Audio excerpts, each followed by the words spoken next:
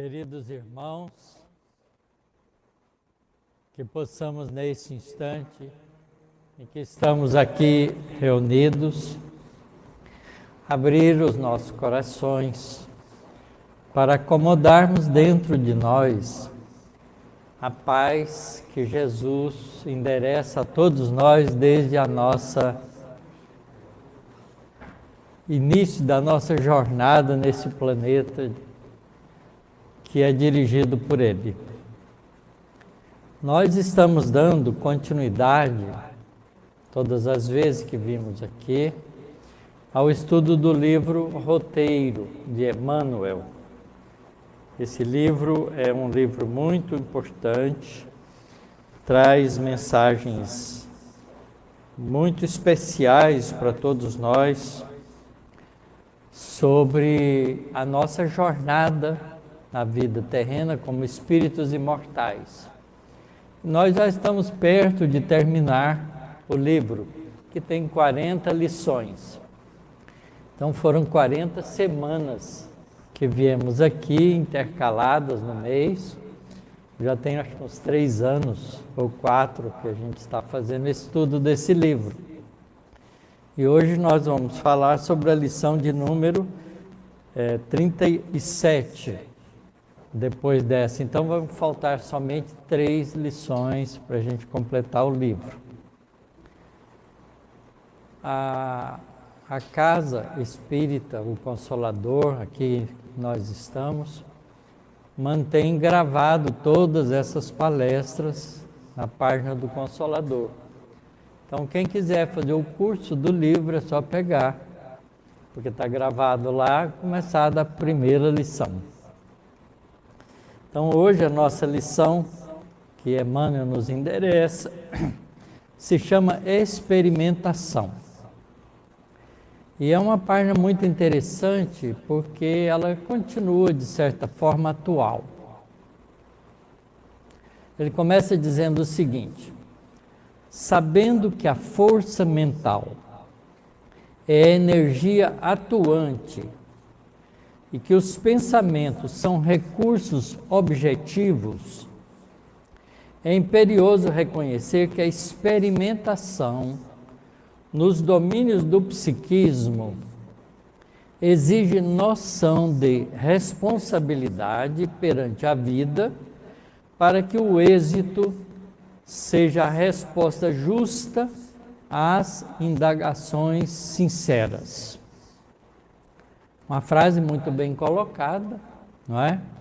Chamando a atenção para que nós, como estudantes da natureza, se queremos compreender os efeitos, não é, da energia atuante do pensamento, através de experimentações, temos que fazê-la com o devido cuidado, com o devido respeito e responsabilidade, para que o êxito desses estudos, não é, venham a nos beneficiar de maneira correta.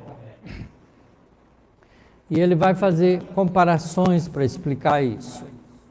Um lavrador bem avisado investiga o solo, plantando com devoção e confiança. Não ri do pedregulho, remove-o a benefício da lavoura que lhe é própria. Não goza com o duelo entre os grelos tenros da planta e os vermes destruidores. Combate os insetos devoradores com vigilância e serenidade, defendendo o futuro do bom grão. Não acontece assim na Terra com a maioria dos pesquisadores da espiritualidade. A pretexto de se garantirem contra a mistificação, espalham duros obstáculos sobre a gleba moral onde operam com a charrua da observação e por isso muitas vezes inutilizam seus próprios instrumentos de trabalho antes de qualquer resultado. Essa colocação que ele faz tem uma procedência muito grande. Quem trabalha na área da ciência sabe muito bem que uma das motivações dos estudiosos da ciência é a autopromoção. E tem toda uma estrutura montada para avaliação e classificação dos trabalhadores da ciência, com índices de valorização montado em cima de números e qualidade de trabalhos publicados, citações feitas por outros pesquisadores que utilizam aquele trabalho, numa concorrência extremamente ágil, assídua e disputada nos diferentes congressos da ciência humana. Eu falo isso de cátedra, porque faço parte dessa convivência com o mundo científico, mostrando que uma boa parte do trabalho científico não tem como propósito trazer luzes do conhecimento para benefício o mais imediato possível para todas as criaturas. Mas a bondade divina é especial, porque ela aproveita essa ilusão do ser humano para fazer com que a humanidade progrida ainda assim.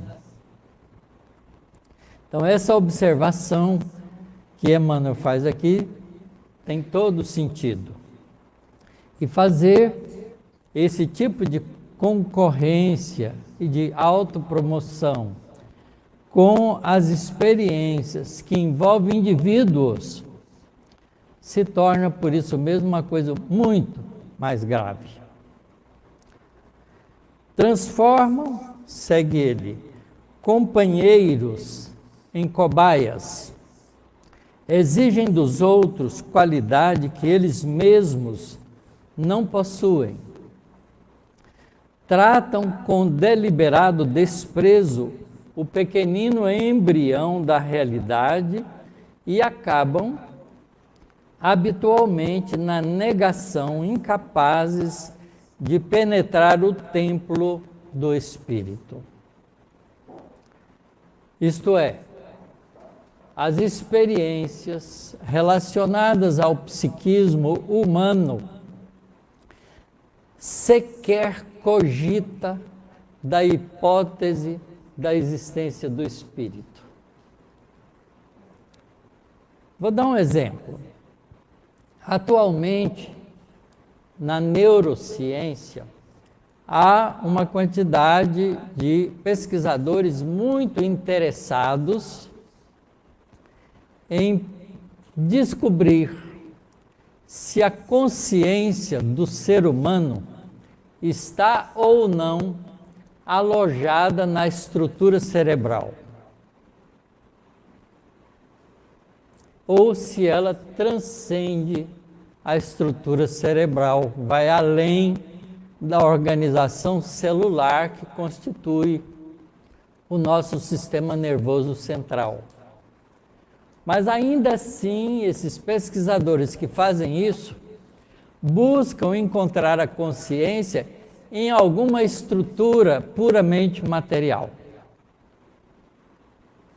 usando de noções e de concepções da própria ciência, da física especialmente, da física quântica principalmente, porque ela permite a gente fazer elucubrações pouco compreendidas ainda pela nossa própria ciência. Por isso mesmo, a hipótese do espírito é sequer aventada. As experiências de quase morte, que são muito interessantes, vêm em direção a esse tipo de indagação que a neurociência tem feito. Continuemos com Emmanuel. Importa reconhecer que o fruto é sempre a vitória do esforço de equipe. Sem a árvore que o mantém, sem a terra que sustenta a árvore, sem as águas que alimentam o solo e sem as chuvas que regeneram a fonte, jamais ele, o fruto, apareceria. No entanto, quando a gente colhe um fruto para utilizar em nossa alimentação ou na nossa apreciação gustativa, a gente esquece de todo o trabalho que foi realizado para que aquele fruto chegasse àquela condição. Isso vale também para uma análise que a gente pode fazer das invenções humanas para estimular o orgulho e a vaidade da ciência, ou melhor, dos cientistas, porque a ciência como um todo não tem a estrutura de personalidade. Mas os seres humanos inventam processos de premiação para distinguir, por razões diversas, uns e outros no trabalho científico, no trabalho do desenvolvimento do conhecimento humano. E todo ano nós tomamos conhecimento das pessoas que foram laureadas pelo Prêmio Nobel, por exemplo, né, nas diferentes áreas. E quando um prêmio é dado para um desses cientistas, ninguém lembra que o laboratório limpo dele foi montado e mantido da maneira mais adequada possível por um simples faxineiro. E não há Prêmio Nobel da faxina. Mostrando isso, que ele chama atenção aqui. Não é que o fruto, que é o resultado, depende de muitas coisas. Por isso ele não deve ser simplesmente apreciado sem levar em conta toda a colaboração necessária para que ele tenha atingido aquela situação de apreciação. E a gente ainda vai ver isso muito tempo na nossa humanidade terrena. Continua Emmanuel fazendo comparações belíssimas nesse sentido. Sem trilhos, não corre a locomotiva. O avião não prestaria serviço ao homem sem campo de aterrissagem. As revelações do céu reclamam base para se fixarem na terra. Geralmente, quem procura notícias da vida invisível integra-se num círculo de pessoas com as quais se devota ao cometimento. Quase sempre, no entanto, espera a colaboração alheia sistematicamente, sem oferecer de si mesmo, senão reiteradas reclamações. A natureza, todavia, revela a necessidade de colaboração em suas mais humildes atividades. Um simples bolo pede ingredientes sadios para materializar-se com proveito. Se diminuta porção de veneno aparece ligada à farinha, o conjunto intoxica ao invés de nutrir.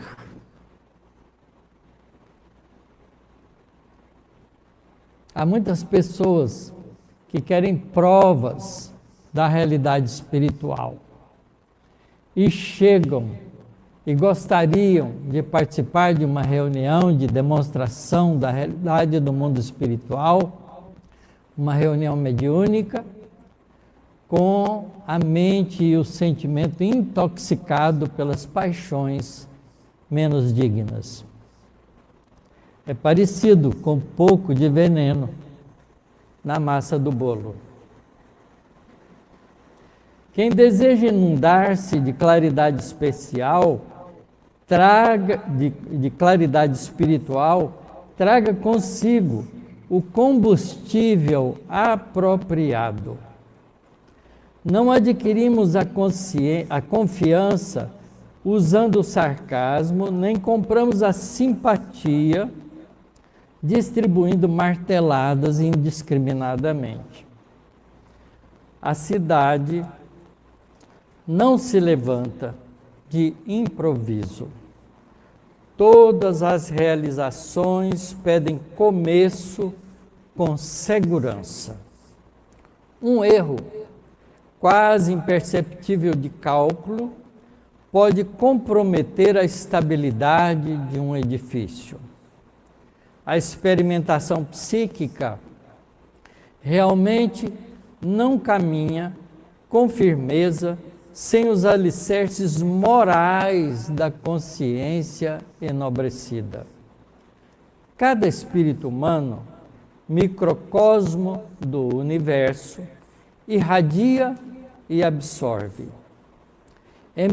Emitir a leviandade, a cobiça, o ciúme e o egoísmo, a vaidade e a ferocidade, através da atitude menos digna ou da crítica destrutiva, é amontoar trevas em torno dos próprios olhos.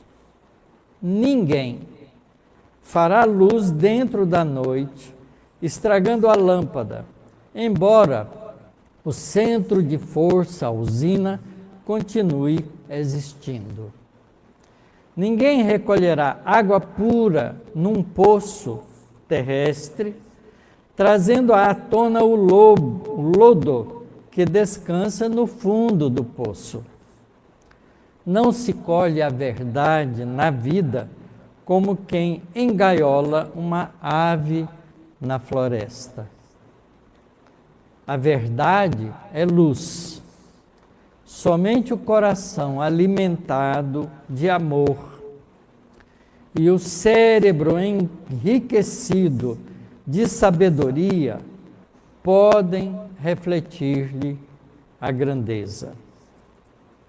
Em outras palavras, a experiência com os recursos da mente devem, acima de tudo, levar em consideração os valores morais das criaturas que participam desta experiência. Isso trazendo para o campo da nossa atividade mais comum, nós jamais deveríamos querer fazer parte de um grupo mediúnico sem a seriedade da responsabilidade moral que implica a coparticipação na experiência mediúnica do mundo espiritual com o mundo físico. Isso é muito importante, porque são os valores morais que selecionam a qualidade da interação entre as criaturas. E a exploração do conhecimento da mente e das suas manifestações, através do pensamento e do sentimento, levam em conta na interação as consequências de perturbação, de dificuldades que podemos criar uns para com os outros. Então, se a gente tem num grupo mediúnico um indivíduo desconfiado, certamente ele vai ser aquela dose de veneno misturado à farinha. Apesar da gente justificar, não é, com a nossa linguagem, a nossa capacidade de raciocínio, ainda meio sofístico, não é, de que a gente tem que procurar a verdade acima de tudo. Uma vez, William Crookes, que foi presidente da Sociedade Real de Ciências da Inglaterra, fazendo experimentações com uma jovem médium chamada Florence Cook, que o procurou por causa da mediunidade aflorada que possuía e das angústias que vivia com a experimentação ainda pouco conhecida da mediunidade, o procura pedindo a ele que cuidasse da mediunidade dela, ajudasse ela a compreender os objetivos daquelas experiências de fenômenos de comunicação com o mundo espiritual que ocorria com ela, para que pudesse ter ela mesma uma vida um pouco mais calma e ao mesmo tempo útil com os recursos que possuía. E se dispôs, inclusive, de se colocar hospedada em sua casa para vigilância total de sua conduta, a fim de que os fenômenos pudessem ser analisados com maior critério de respeito e de responsabilidade. E ele, nesse desafio, aceita esse grupo de trabalho que inicia dentro da sua própria casa, pedindo auxílio à sua esposa para que pudesse acompanhar aquelas jovem, baixinha, morena, de cabelos pretos, que ali se apresentou a ele com esse tipo de solicitação. E a mulher do William Crookes o ajuda nesse trabalho. E ela fica, então, um tempo hospedada com ele e fazendo e se prestando a experiências de trato mediúnico com o mundo espiritual. E no desenvolver desse trabalho, que ocorria semanalmente, com todos os critérios que ele, William Crookes, conhecia da ciência, porque foi um físico-químico que contribuiu profundamente com o desenvolvimento da física atômica, da mecânica quântica, com os primeiros experimentos de identificação das partículas que constituíam a estrutura do átomo, com a ampola de Crookes que ele desenvolveu, com as experiências de forças induzidas por campos magnéticos, e uma série de experiências que foram sendo realizadas, descobrindo com isso a característica dos raios catódicos, que a gente hoje utiliza amplamente em diferentes instrumentos de trabalho, a serviço não só da medicina, mas da próprio momentos de diversão que a gente tem com a invenção da televisão e tudo mais. E ele, então, no desenvolvimento desse trabalho, teve a felicidade de acompanhar a materialização de uma jovem, loura, alta, bonita, que se manifestava através dos recursos da Florence Cook, médium, como um espírito materializado. E ele pôde, com isso, fotografar, pesar e medir, comparar partes do corpo materializado com partes do corpo da médium, como o cabelo, a vestimenta, mostrando a realidade da experiência de intercâmbio do mundo espiritual com o mundo físico. E ele, depois de 2 anos de trabalho intenso, com alguns poucos companheiros confiáveis, ele pôde então narrar de público na Sociedade Real de Londres de Ciência, na Inglaterra, e ouvido por seus companheiros de sociedade, outros cientistas, tiveram a posição aparentemente generosa de não levar em conta aquelas loucuras que ele ali estava relatando, pedindo inclusive que não fosse documentado na ata da reunião, em respeito a ele, que era um grande cientista e estava tão desviado dos objetivos da ciência. E houve, numa certa experiência desse tipo, um indivíduo que insistiu muito com o William Crookes para participar da reunião. E ele não deixava qualquer pessoa participar da reunião, porque sabia da gravidade que poderia representar isso.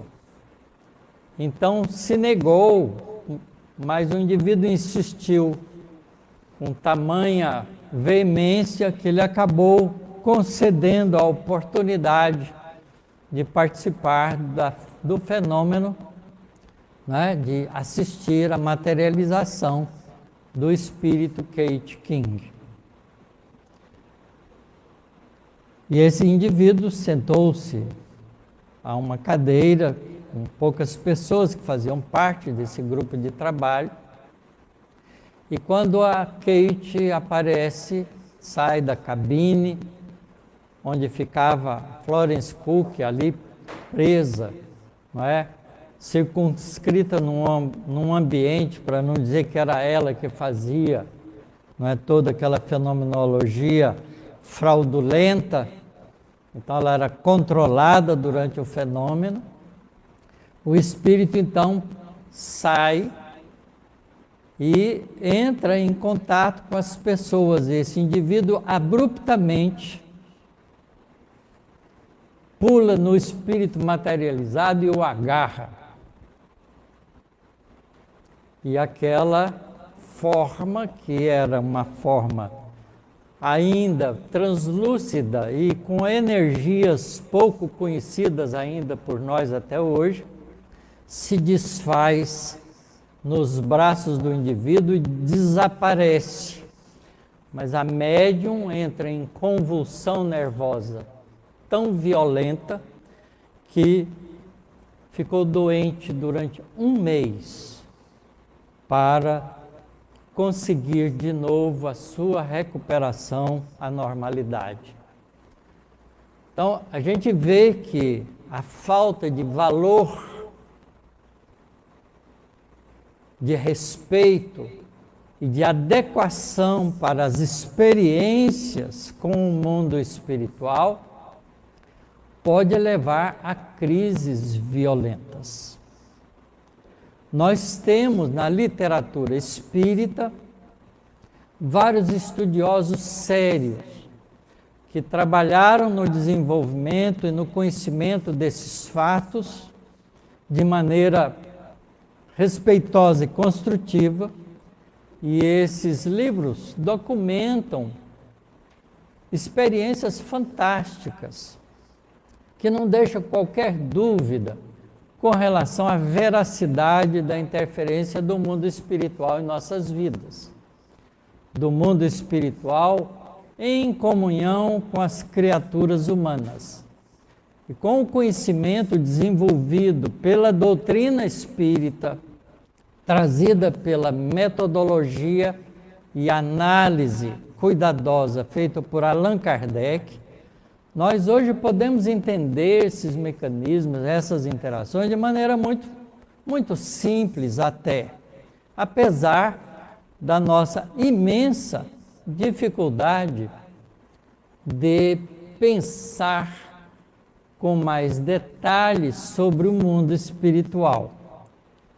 Mas a culpa disso não é do mundo espiritual, é nossa, porque somos ainda criaturas muito aferradas à vida material, à vida da estrutura atômica da matéria, que fabrica as moléculas, não é?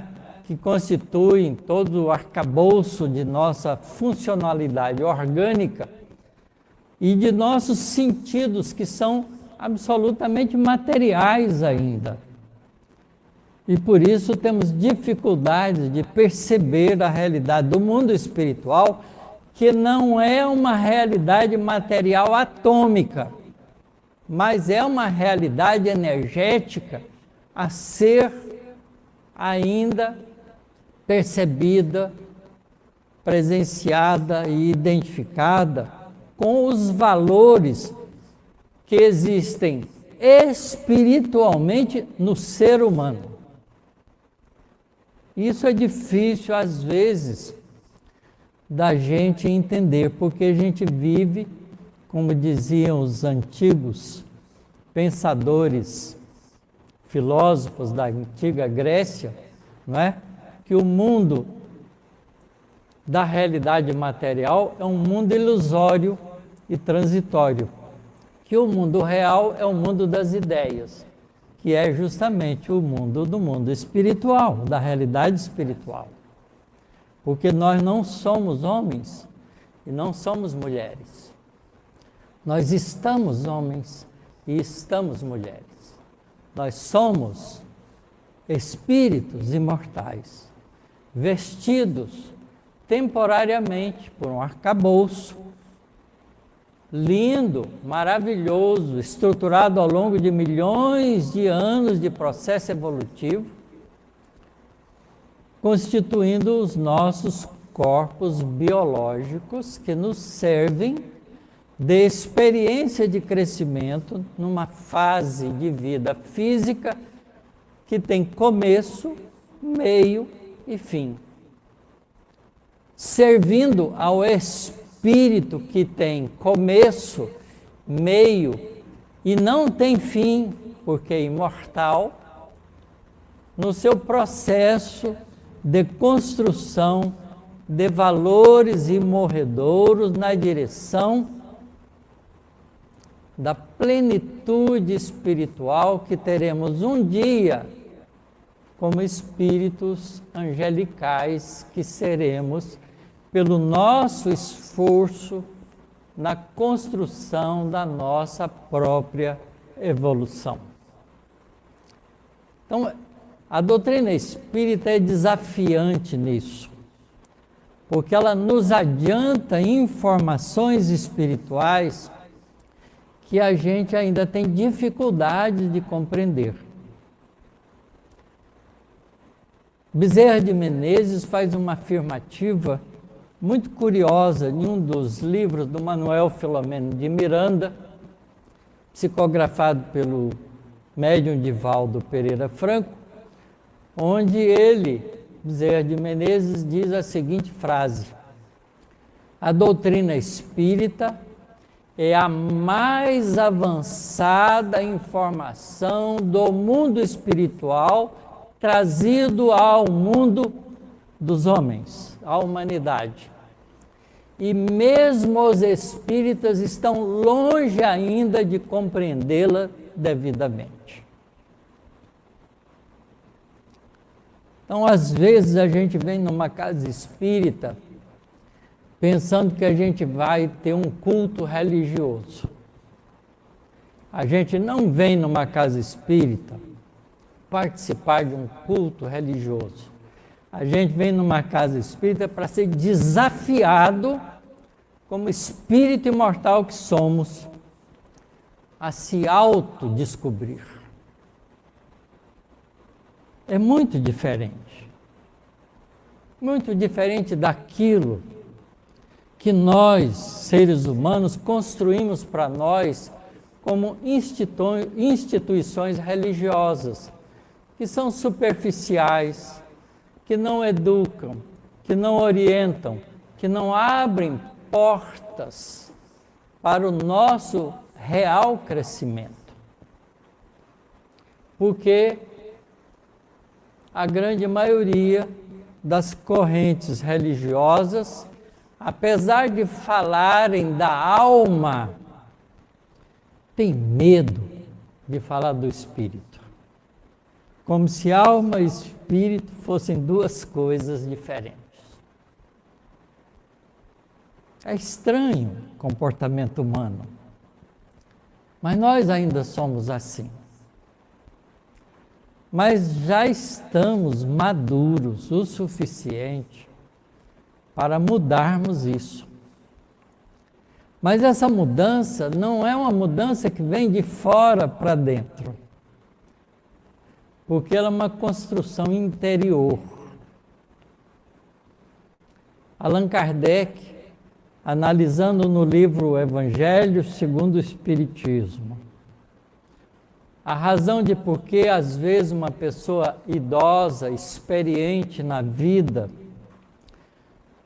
mas que tem uma dificuldade imensa de compreender a realidade espiritual, em confronto às vezes com um jovem ainda pouco experiente na vida, mas que facilmente compreende as coisas da realidade espiritual, ele analisa essa diferença de comportamento dizendo que para compreender as coisas do mundo espiritual é preciso de ter uma propriedade adquirida já, que ele chama de maturidade do senso moral. E aí ele explica que maturidade do senso moral não significa que o indivíduo seja moralizado. Não é isso. Maturidade do senso moral significa estar maduro como ser espiritual para perceber-se espírito. E como é que isso se dá? Através da experiência acumulada que nós temos tido ao longo de nossas evoluções transitadas ao longo de múltiplas vidas pelo mecanismo reencarnatório, em que nós vamos alternando a nossa vida. Um tempo na vida física, morre o corpo, um tempo na vida espiritual, nascendo de novo através de um corpo formado especificamente para ele no processo gestativo, vivendo novamente uma vida material,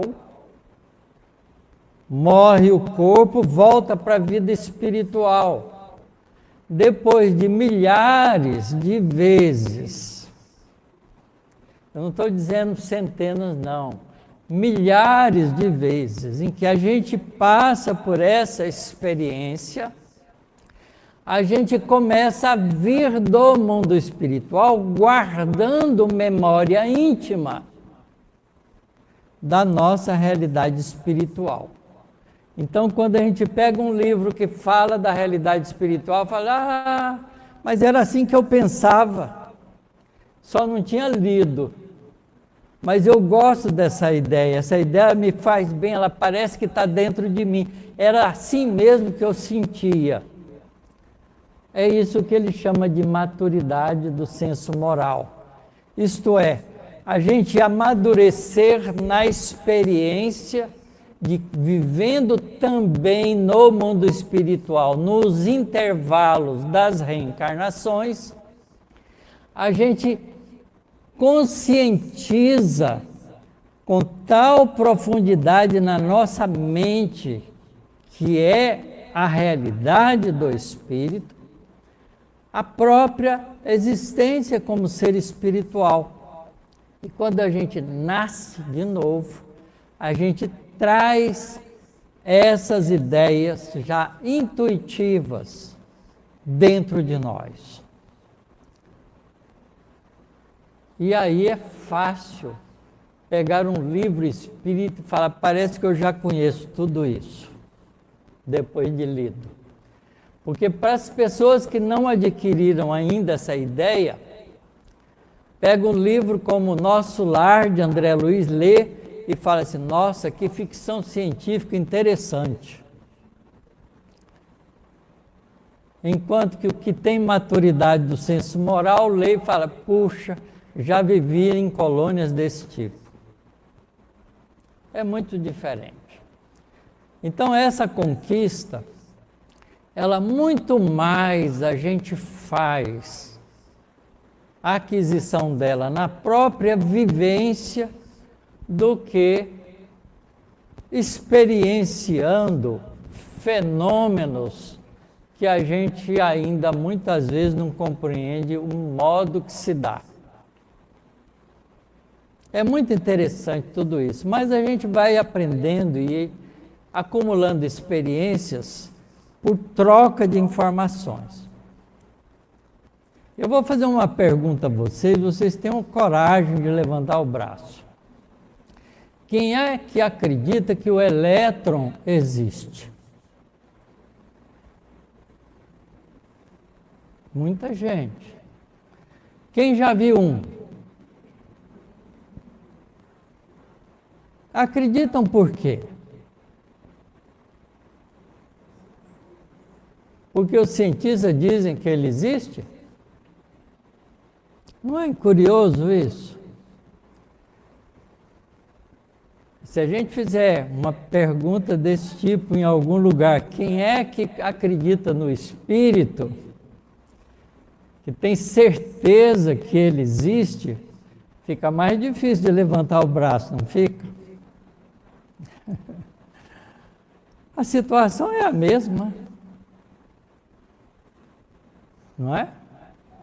Eu também nunca vi um elétron, trabalho com eles, faço experiências científicas no meu laboratório medindo propriedades magnéticas de elétrons. E eu sei que ele está lá porque eu meço as propriedades dele. E como é que a gente pode saber que o espírito existe? Medindo as propriedades dele também, tá certo? E aí as reuniões mediúnicas nos favorecem naturalmente laboratórios perceptivos da realidade espiritual. E é muito melhor a gente ser convencido de forma espontânea nas reuniões mediúnicas da existência do mundo espiritual do que provocá-las. Porque quando a gente as provoca, quase sempre a gente pensa que está cercando de todos os cuidados devidos para não ser enganado, mas a gente utiliza dos truques da nossa capacidade racional para nos enganarmos a nós mesmos. Eu já vi muita gente participando de reunião mediúnica dizendo, isso aí foi uma mistificação, ofendendo o espírito que se comunicou. Porque não sabe distinguir uma da outra muito facilmente se não tiver capacidade perceptiva para isso. Então não é simples investigar o mundo espiritual, mas observar é. É só fazer parte com essa compostura moral, responsável, digna, que a espiritualidade bondosa e gentil nos oferece as oportunidades da convicção. Eu tenho mais de 50 anos que participo de reunião mediúnica. E espontaneamente já vi coisas maravilhosas que não sei explicar, usando a ciência. Por exemplo, uma vez estávamos numa reunião que começávamos rigorosamente às 7 horas da noite. Eu era jovem ainda, estudante de física na Universidade Federal de Goiás, fazia parte de um grupo de estudos mediúnicos todo domingo. Às 7 horas da noite a gente entrava, trancava a sala, numa porta de ferro e vidro, e fazíamos a nossa reunião. A gente tinha um critério de disciplina para a reunião.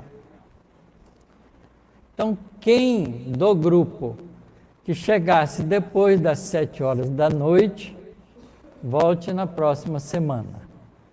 Não entrava. Então, tinha que estar pronto para a reunião previamente. E era domingo, às 7 horas da noite. Então, fazia parte quem queria, ninguém era obrigado, então assumiu a responsabilidade, cumpria os critérios da responsabilidade. A reunião ia de 7 às 9 da noite. Um dia, nós tivemos um companheiro nosso que tinha ido fazer uma palestra numa cidade vizinha a Goiânia, uma cidade chamada Nerópolis. Quase que faz parte hoje da Grande Goiânia, não é muito longe, era perto. E ele foi lá fazer uma palestra espírita, e ele tinha recursos mediúnicos, fazia parte do nosso grupo de estudo mediúnico. Trabalhava num banco. E ele então, depois de ter feito a palestra, o pessoal da cidade, né, do grupo, do Casa Espírita que ele foi fazer a palestra, muito gentilmente deu para ele meio saco de laranja. Nerópolis era uma cidade que produzia laranjas. E ele pegou o ônibus e veio embora, mas chegou, foi direto para a nossa reunião, mas chegou 7 horas e 5 minutos. Então estava fechada a porta. E ele ficou ali na porta pensando, o que ele fazia? Se chamava a gente pela janela, porque a sala era no primeiro piso, subia uma escada, e as janelas davam para a rua, ou se ele ia embora e voltava na próxima semana. E ele não sabe o que aconteceu com ele. Porque enquanto ele estava pensando para decidir o que fazia, ele se viu do lado de dentro, subindo as escadas, com meio saco de laranja na mão. A hora que a escada dava para o salão, que era só um salãozinho pequeno, e tinha uma mesa como essa, mais ou menos comprida, onde a gente fazia reunião em torno. A hora que ele entrou, a gente tinha acabado de fazer a prece inicial. E eu virei para ele e falei, como é que você entrou? Você tem chave? Eu falei, não sei. Eu estava pensando o que eu ia fazer, quando eu vi, eu estava subindo as escadas. Eu peguei a chave e fui lá ver se a porta estava aberta. Estava com as 2 voltas da fechadura feita, absolutamente trancada. Então os espíritos passaram ele pela porta, com meio saco de laranja, porque ele era importante para aquela reunião. Ele era assíduo, ele não chegou atrasado por culpa dele, ele fez o esforço dele. E os espíritos respeitam todo o nosso esforço. E como ele era um bom médium e se prestava aos trabalhos espirituais que já deviam estar programados pela espiritualidade, eles fizeram com que ele participasse. Passaram ele de corpo e alma e saco de laranja pela porta fechada. Eu não sei explicar fisicamente como isso é possível. A gente tem hipóteses para explicar isso, nenhuma delas é boa. São 2 hipóteses. Eu vou terminar já.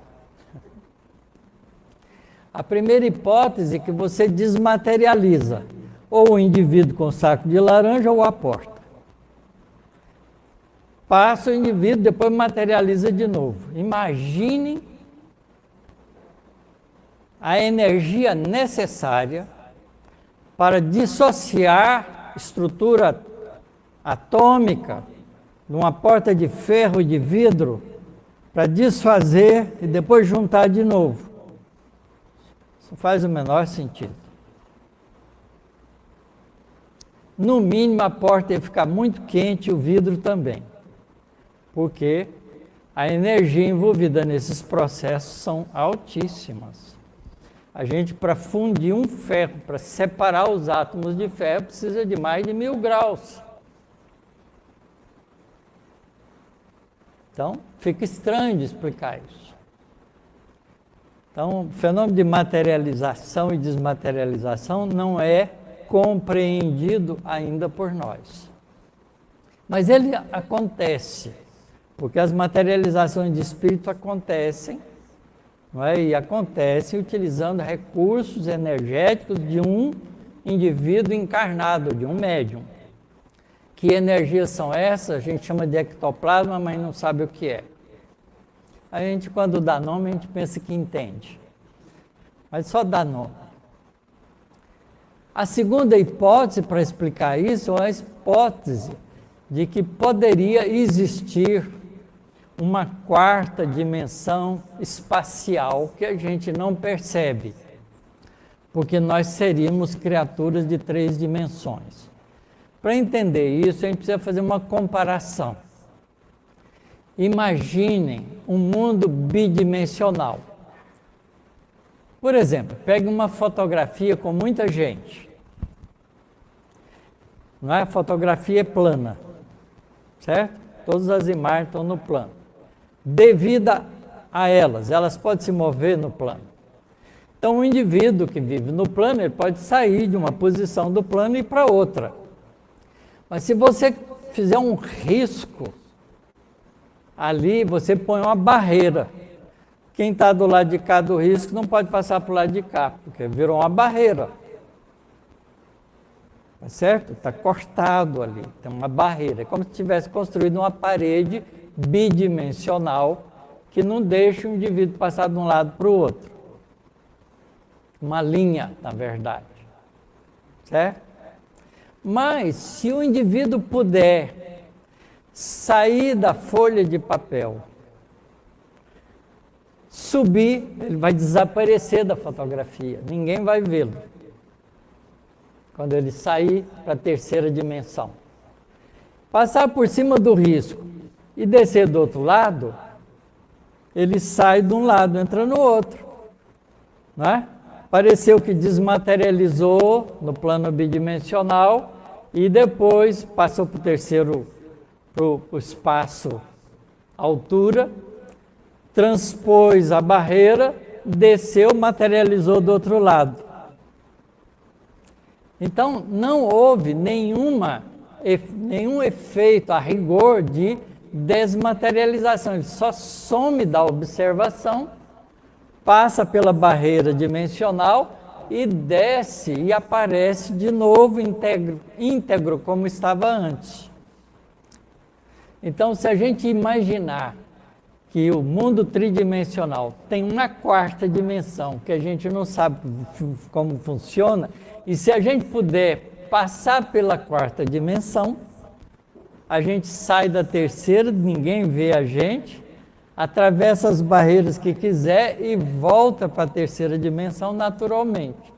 Então, essa é uma explicação trazida por um cientista alemão, a hipótese da quarta dimensão, que ele utilizou para explicar uma série de fenômenos mediúnicos, físicos, provocados pelos espíritos, em reuniões desse tipo.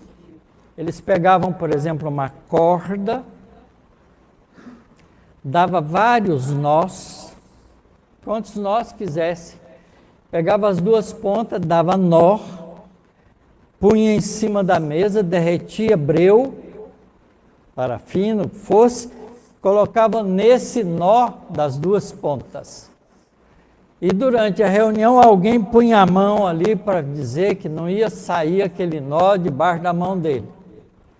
E no final da reunião, a corda estava sem nenhum nó, só tinha o nó das duas pontas.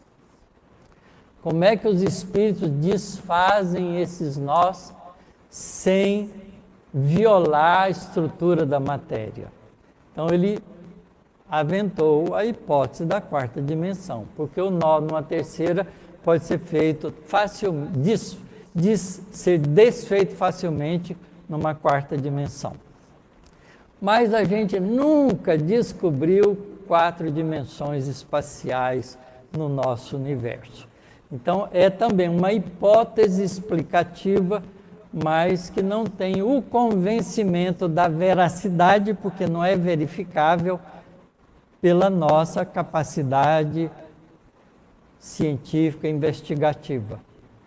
São experimentações que a gente tem já realizada com o mundo espiritual, que nos desafia a compreensão do que nós mesmos somos, mas que a gente só vai entender humildemente, com a coragem de continuar aprendendo, progredindo, melhorando a si mesmo, para ter cada vez mais possibilidade de entrar no conhecimento das coisas da natureza construída pela mente suprema do universo